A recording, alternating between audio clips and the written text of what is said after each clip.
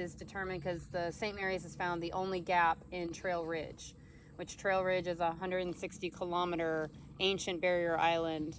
So kind of like what the barrier islands are now off of Georgia and South Carolina and I guess not Florida, but Georgia and South Carolina. This used to be the ocean, or this used to be the beach, which is why we have all this sugar sand. So we are at the southernmost point of that U of our river, and it's because we are in the gap of Trail Ridge. So when you look north, which is that way, that's Georgia, you follow this all the way along, and you'll have a little, your ears won't pop, obviously, because of the elevation change, but it is enough of an elevation change where drop of water hits the top of Trail Ridge. If it falls to the east, it's going to go to the St. Mary's. If it falls to the west, it's going to flow to the Okefenokee swamp. So it is an ancient barrier island, and it does continue down into Florida as well. And so Trail Ridge is pretty unique because it's one of the longest barrier islands in the United States, and it's really old. It's what helped form the Okefenokee swamp about 5,000 to 7,000 years ago. Trail Ridge is much older than that, but the swamp is around 5,000 to 7,000 years old. And so without Trail Ridge, the St. Mary's would have done exactly what the Satilla does, or exactly what the Savannah does, or the Ogeechee, or the Altamaha, which is just flow from the mountains and flow to the ocean. But ours, the Okefenokee swamp, is our headwaters, which, as I learned today, is pretty unique. Usually swamps tend to be the output, whereas the Okefenokee is actually the headwaters of us, the St. Mary's, and the Swanee River. And so all the southeastern corner of that swamp flows to the St. Mary's, which is about 20% of all the water flow to us. And so with that U shape, it's found its easy path, made that U through the easy path of Trail Ridge, and then it actually flows north again on the east side of Trail Ridge until it hits Trader's Hill, and then it turns directly east and heads to the ocean. So we are a pretty unique shaped river just because of our geography. But Trail Ridge is really valuable because it does keep the swamp at bay from the rest of the river. So if that ridge wasn't there, obviously the swamp wouldn't be there. But it's also rich in minerals. And so there's a really big mineral in there. It's called titanium dioxide, and it's what gives white paint its white color, right? And so that's what a lot of mining companies are starting to look into, is trying to get that pigment, that titanium dioxide, to make white paint. The military uses it as well.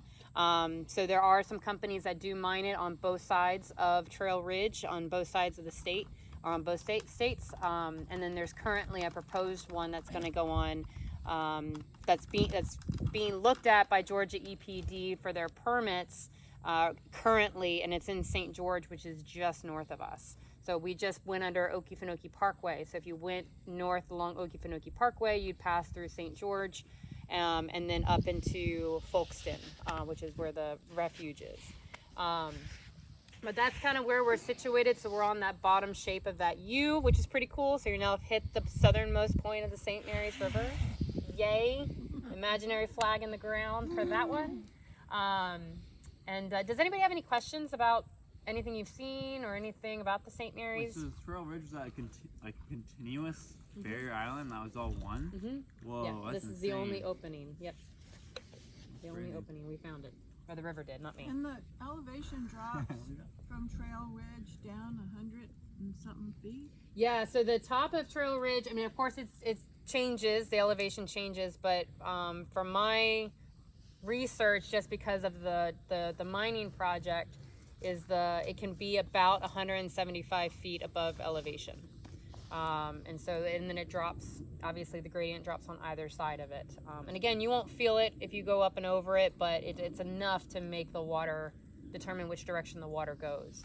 And actually the St. Mary's is in lower elevation than the swamp. So that's why the swamp water flows south, or flows into the St. Mary's. Yeah, Mel. Where do we stand for the state for the mining of the Okefenokee? So that's a great question. So as of right now, we are waiting for public comment period to open. So the mining project is put on by Twin Pines LLC.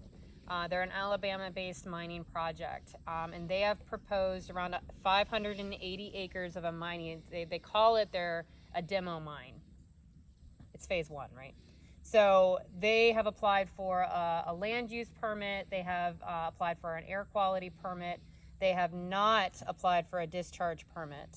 But it's been back and forth all summer. So early in the summer, the feds came back in and said, we didn't consult with the local tribes. We got to take it back and take it away from the state's jurisdiction. Twin Pines fought it, and the feds quickly reversed that decision. So now it's back with the Georgia Environmental Protection Division on whether or not to permit the mine. So what we're waiting on for now is that 60-day public comment period to open, which rumor has it will not happen until after the election. That means it's all That means political. they're gonna approve the permit? No, so once the 60-day period happens, people can submit their comments of what they think about the permit, what they think about the project, and then EPD has to go in and review all the comments, and they'll answer all the ones that they can answer, and then they'll send off the ones that they can't answer to Twin Pines. So it's still a process after. It's not like it's a 60-day comment period, cut off, approved, or denied. There's a whole other process. And then, of course, you got the environmental groups in the state of Georgia that have been fighting it since it started back in 2019. And so if it does get approved, you know that there's going to be a lawsuit involved. So that's going to prolong that even further. So we're just waiting for that 60-day comment period to open up. That's kind of the first step in that process. It doesn't mean that EPD has approved the permit. They're just getting public input for it.